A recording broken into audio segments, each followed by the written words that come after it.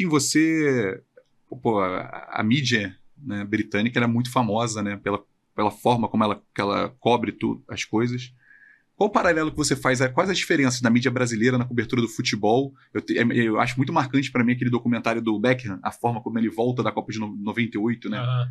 Jornais, as capas de jornais, Sei. assim. Qual a diferença que você acha principal, assim, É difícil porque a coisa mudou tanto, né? Os jornais, antigamente, naquela época, no Beck, tinha um jornal vendendo 4 milhões. Né? Um jornal num país de 60 milhões. Então, os jornais tinham um poder enorme, enorme, enorme. Ainda tem uma importância, mas muito diminuído, muito diminuído. O tamanho do país faz uma grande diferença. Porque o enfoque aqui é sempre nossa cidade. Né? Sempre, sempre, sempre. Até, eu acho que isso é uma coisa que é pouco comentado. O fato que todo mundo joga fora, ou basicamente todo mundo joga fora na seleção brasileira, ajuda pra caramba. Porque todo mundo jogando aqui, a briga entre Rio, São Paulo, Minas, Copa de 66, né? Tem um motivo para o Brasil treinando com 44 jogadores. Porque 66, além do Rio e São Paulo, de repente você tem Porto Alegre e Belo Horizonte chegando na festa. E todo mundo quer botar seus jogadores. Então, é uma briga danada. Né? Era um treinador estrangeiro. Otto Glória, não? 66? Não, Não. 66 foi o Fiola. Isso. Otto Glória era Portugal, eliminou. Foi um ato, depois da 66, né? 68, indo para o México, foi uma genialidade de Avalanche. Genialidade nomear João Saldanha como técnico. Né? Até hoje, pessoas, ditadura, comunista, nada a ver. Por quê? Era um autoritário. Qual foi a primeira coisa que Saldanha fez? Anunciou, olha, os meus titulares são bam, bam, bam, bam, os meus reservas são bam, bam, bam, bam. E ele acabou com fofoca regional, uma tacada, né? Teria sido muito ruim sendo técnico da Copa, que jogou muito aberto no 4-2-4, mas o técnico para classificar o Brasil foi sensacional. Que ele formou um time sem dar ouvidos ao jornalista de Porto Alegre, de Belo Horizonte, de São Paulo. Não, esse é o meu time, ponto. Então, eu acho que ajuda bastante, que a imprensa aqui, Paraná Tia Brás, Ancelotti, Paraná Tia Brás, tem um enfoque muito, muito, muito regional. Os narradores são muito diferentes. Muito diferentes. Eu acho que os narradores no Brasil eram sensacionais. Sensacionais.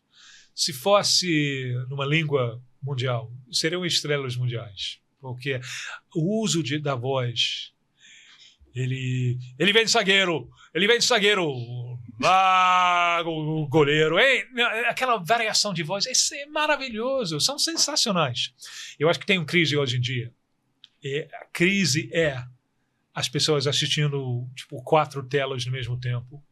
Então, tem uma necessidade de ficar gritando o tempo todo para chamar atenção. Né? Porque narrar um jogo de futebol, eu acho que precisa de luz e sombra. Tem momentos quando o zagueiro está passando para o zagueiro, podemos resenhar. Né? Não precisa se esforçar o tempo inteiro para fazer uma coisa emocionante, porque a coisa não é emocionante o tempo todo. Né? É verdade. Então, eu acho que você tem que... Isso está sendo pedido pela necessidade de competir com tantas telas. Mas eu acho que a tradição... Eu aprendi muito com o jornalismo brasileiro. Os radialistas, a fluência diante do microfone, né? Os jornalistas da imprensa escrita, isso morreu um pouco. Mas jogos iniciando 9h40, tu tem que trabalhar com uma rapidez absurdo para escrever em tempo para fechar o jornal. E tem uma coisa lírica também que eu gosto. Pode ser exagerado às vezes, né? Amaro Nogueira, por exemplo, as colunas dele. Tem coisas lindas aí, tem crônicas. O próprio Nelson, eu acho que Nelson é uma benção e uma maldição. Né? Porque, às vezes, a besteira que ele escreve. Porque é tudo... Eu acho que fez muito mal até para o futebol brasileiro, porque basta a gente entrar no estado de graça, né, para ganhar.